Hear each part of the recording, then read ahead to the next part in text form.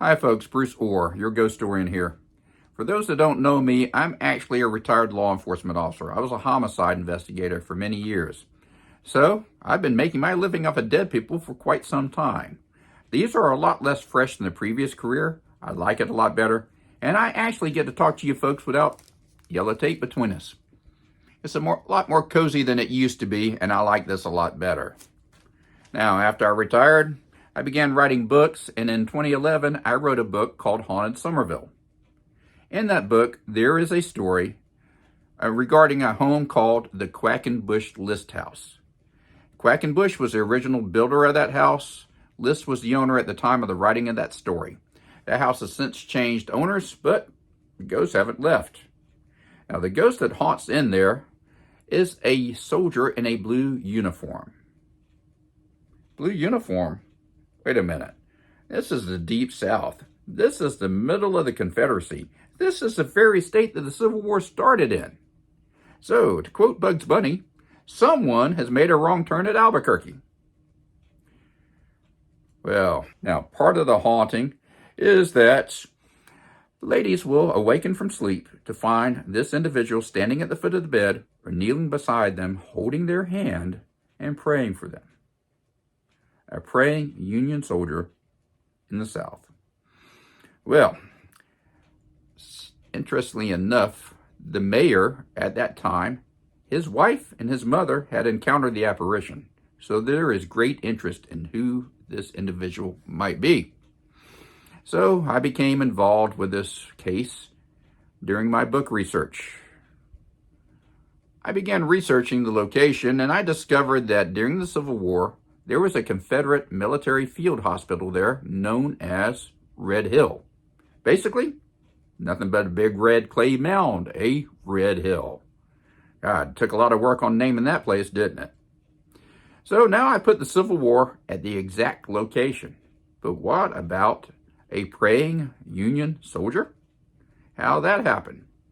Well, folks, during Reconstruction, the federal forces moved in. And at that location, there was a unit stationed there, and they were known as the 1st New Bern Regulars at New Bern, North Carolina. It was an all-black regiment, but his commander was a man by the name of Colonel James Beecher. James Beecher's sister, Harriet Beecher Stowe. You may remember her from your history. She wrote a book called Uncle Tom's Cabin. It was a staunch abolitionist family. And interestingly enough, James Beecher was an ordained minister.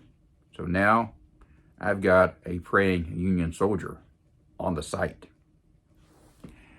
Well, folks, if you're a detective, let's say you're investigating an armed robbery and you develop a suspect, what you need to do is you need to get a positive identification on that suspect from your victim. So you do this with a physical lineup or a photo lineup. Folks, I didn't have 6 Civil War soldiers to use for a physical lineup, so I went to Google. I found 5 additional photographs, and 6th one being Colonel James Beecher, and I created a paranormal photo lineup.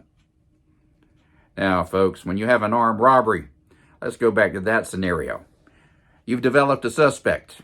So now you present a photo lineup to your victim. You have a folder with 6 photographs in it.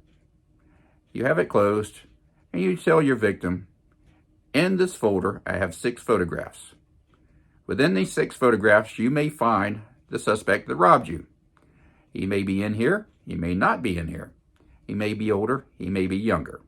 What I want you to do is close your eyes, imagine that suspect in your mind, open this up, and see if you can locate it. Never, ever, ever thought I'd be doing it for a ghost. In fact, I couldn't believe I was saying what I was saying. Ma'am, the apparition that haunted you may be in here, may not be in here, may be older, may be younger. I want you to close your eyes, and I want you to imagine the ghost in your mind. I want you to open this up and see if you can locate that phantom. And she did. She opened up the folder. Within 30 seconds, she pointed him out, says, "That's him. I will never forget his eyes." Folks, I wasn't expecting that. Not at all. I just developed probable cause that a ghost existed. If that had been an armed robbery suspect, I could have gotten a warrant and placed that individual in jail. I wasn't ready for that. In fact, I asked her where her restroom is, and I went down the hallway, went into it, and had to compose myself. Paranormal probable cause that a ghost existed. And that's how this roller coaster started.